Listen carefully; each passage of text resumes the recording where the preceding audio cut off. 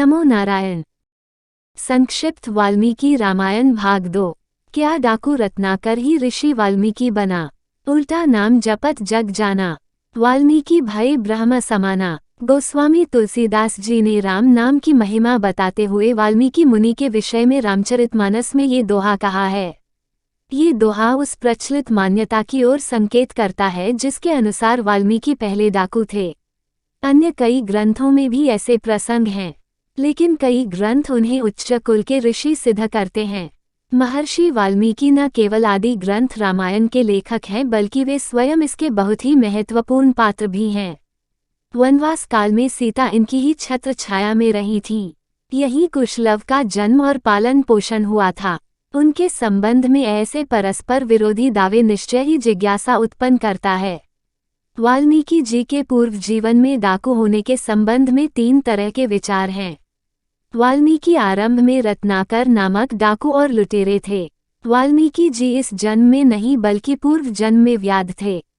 उपरोक्त दोनों विचार मनगढ़ंत हैं। वे उच्च कुल में उत्पन्न थे और आरंभ से ही सद्ज्ञान और तपस्या में लगे थे।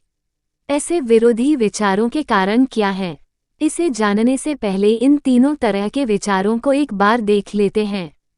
वाल्मीकि आरंभ में रत्नाकर नामक डाकू और लुटेरे थे। इस कथा में भी 2 उपविचार हैं। कुछ ग्रंथों के अनुसार उनका जन्म उच्च कुल में हुआ था, लेकिन लुटेरों के कबीले के एक निःसंतान भीलनी द्वारा चुरा लिए जाने के बाद उनका परवरिश के डाकू और लुटेरों के बीच ही हुआ, और अपने नए माता पिता के साथ साथ उनके अनुसरण में वे भी डाकू बन गए। इस समय उनका नाम रत्नाकर था। दूसरी विचारधारा के अनुसार उनका जन्म निम्न कुल में हुआ था। उन्हें नागा जनजाति के होने का भी उल्लेख भी एक पुराण में है। उनके आरंभ में डाकू और लुटेरे होने संबंधी कथा इस प्रकार है। महर्षि कश्यप और माता का नाम अदिति के पुत्र वरुण प्रचेता की पत्नी चर्षणी के गर्भ से एक पुत्र हुआ जिसका नाम रत्नाकर रखा गया। इस बालक का जन्म अश्विनी मास के शुक्ल पक्ष की पूर्णिमा तिथि को हुआ था। महर्षि कश्यप के अन्य संतानें भी मनस्वी ऋषि थीं।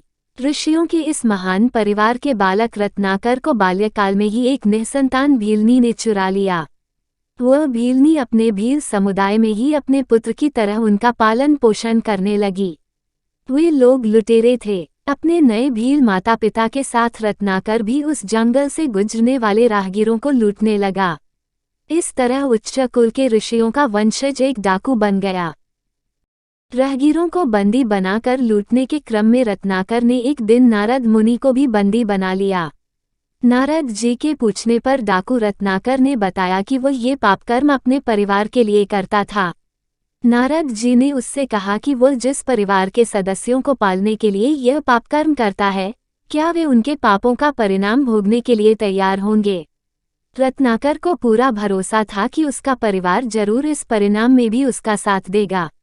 लेकिन जब नारद जी के कहने पर वह अपने घर गया और सदस्यों से पूछा कि क्या वे उनके पापों का फल भोगने के लिए तैयार हैं, तो सबने यही कहा कि अपने कर्मों का फल तो उसे स्वयं ही भोगना होगा।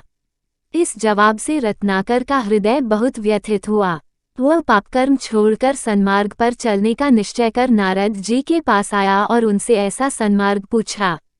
नारद जी ने रत्नाकर को राम नाम का मंत्र दिया, लेकिन हमेशा मारने काटने की बात करने वाले डाकू रत्नाकर के लिए ये शब्द जपना कठिन हो रहा था। अतः नारद जी के सलाह के अनुसार उसने राम राम के बदले मरा मरा जपना शुरू किया।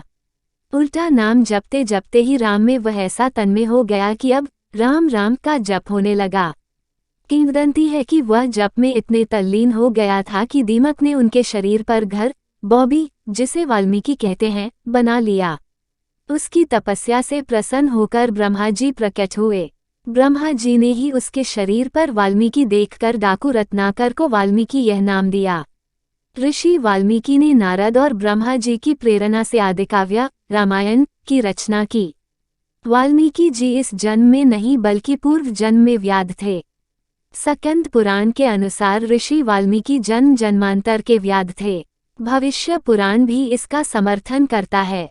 पुराणों के बहुत बाद मध्य काल में बांग्ला भाषा में लिखे गए कृतिवास रामायण, आनंद रामायण आदि में भी वाल्मीकि के पूर्व जन्म में व्याध होने का उल्लेख है। पूर्व जन्म में व्याध डाकू नहीं होने की कथा इस तरह है। वाल्मीकि जी कई जन्म पहले श्रीवत्स गोत्र के एक ब्राह्मण स्तंभ थे, लेकिन कुछ पापकर्म के कारण अगला जन्म इन्हें व्याध का मिला।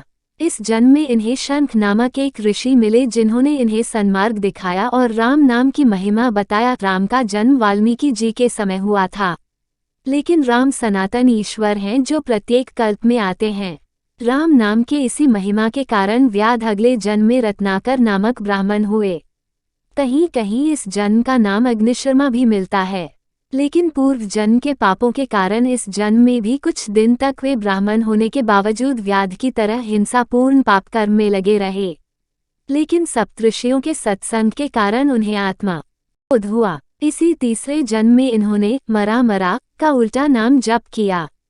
तपस्या करते समय दीमक द्वारा शरीर पर घर बना लेने के कारण उनका नाम वाल्मीकि पड़ा। इसी पुण्य प्रभाव से इनका चौथा जन्म ऋषि वाल्मीकि के रूप में हुआ। इस जन्म में ये सर्वथा निष्पाप रहे। उपरोक्त दोनों विचार मनगढ़ंत हैं। वे उच्च कुल में उत्पन्न थे और आरंभ से ही सद्ज्ञान और तपस्या में लगे थे। तीसरी विचारधारा उन लोगों की है जो मानते हैं कि वाल्मीकि शुरू से ही जन्म और कर्म दोनों दृष्टियों से उज्ज्वल कीर्ति वाले महर्षि थे। वे कभी भी डाकू नहीं रहे थे। मनुस्मृति के अनुसार वे प्रचेता, वशिष्ठ, नारद, पुलस्त्य आदि के भाई थे। कुछ ग्रंथ महर्षि भृगु को भी इनका भाई मानते हैं। इनके पिता वरुण और दादा महर्षि कश्यप थे। स्वयं वाल्मीकि जी राम के यज्ञशाला में सीता की पवित्रता सत्यापित करते हुए अपने वंश के विषय में इस तरह बताते हैं। उत्तरकांड 96वां सर्ग, श्लोक 19-21। प्रचेतसोऽन् दशमः पुत्रो राघवनंदन न स्माराम्यनृतं वाक्यमिमो तु तव पुत्र को। 19। रघुकुल नंदन, मैं प्रचेता वरुण का 10वां पुत्र हूँ। मेरे मुंह से कभी झूठ बात निकली हो इसकी याद मुझे नहीं है। मैं सत्य कहता हूँ ये दोनों आपके ही पुत्र हैं। बहुवर्ष सहस्त्राणि तपश्चर्या मया कृता नोपोषणीयं फल तस्या दुष्टेयम यदि मैथिली। 20 मैंने कई हजार वर्षों तक भारी तपस्या की है। यदि मैथिलेश कुमारी सीता में कोई दोष हो तो मुझे उस तपस्या का फल न मिले। मनसा कर्मणा वाचा भूतपूर्व न किल्बिषम तस्याहम फलमश्नामि अपापा मैथिली यदि। 21 मैंने मन, वाणी और क्रिया द्वारा भी पहले कभी कोई पाप नहीं किया है। यदि मिथिलेश कुमारी सीता निष्पाप हो तभी मुझे अपने उस पापशून्य पुण्यकर्म का फल प्राप्त हो। कोष्टक। इतना ही नहीं, रामायण के अन्य संदर्भ से भी वाल्मीकि द्वारा कभी भी पाप कर्म नहीं किए जाने का उल्लेख मिलता है। डाकू होने की बात तो बहुत दूर है। वास्तव में वाल्मीकि मुनि के विषय में उन्हें निम्न कुल का मानने या पापकर्म का जो भी चर्चा है वह सर्वप्रथम पुराणों में ही है। इससे पहले के प्रत्येक संदर्भ में उन्हें सर्वथा निष्पाप, परम तपस्वी और ज्ञानी ऋषि के रूप में ही उल्लेख किया गया है। पुराण कालक्रम के अनुसार वैदिक साहित्य और सूत्र साहित्य के बहुत बाद अधिकांशतः गुप्त काल में लिखे गए थे। इस समय तक बौद्ध साहित्य पूरी तरह स्थापित हो चुका था, जिसमें अंगुलीमाल डाकू का भगवान बुद्ध के प्रभाव में संत बन जाने की कथा भी थी। वाल्मीकि जी निम्न कुल का और डाकू या व्याध बताने वाले अन्य साहित्य भी बहुत बाद मध्य काल में लिखे गए हैं। संभवतः राम नाम की महिमा को अधिक प्रभावी दिखाने के लिए या बौद्ध कहानियों के प्रभाव से वाल्मीकि जी के विषय में भी ऐसे कहानी बना ली गई। पुराणों में उनके पूर्व जन्म के व्याध की कथा से इसको बल मिला। तारांकन।